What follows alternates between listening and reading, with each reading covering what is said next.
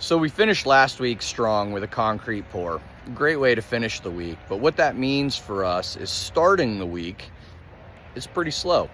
Not only that, it's a big mess. So the end of the foundation process, really the end of any of the major structural processes, are fairly messy. So over the last couple weeks, you saw us dig footings. And all that footing dirt that we dug, there were roots and, old landscape pavers and stuff that had been buried on this site over 60, 70 years since the old house was built. So we dig up a mess, and that mess ends up in big piles all the way around the property.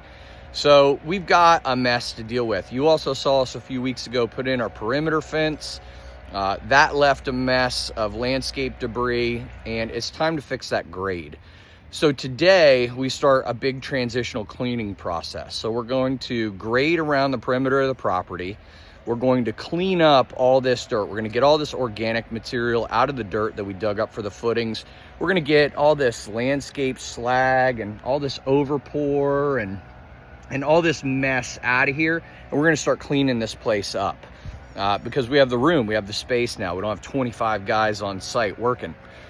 So it's a big transition week. This week we're also putting in our electric service, which is a double 200 amp panel with a full generator transfer switch.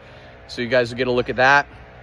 And I realize it's time to start talking more about concrete. So we've only just scratched the surface on concrete. I get a lot of questions about concrete.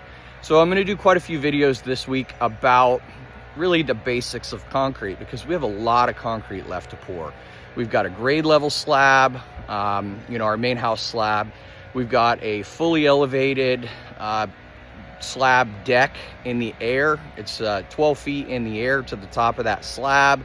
We've got, the whole house is a butterfly house, so it's a butterfly roof style. So we've got rake beams to pour.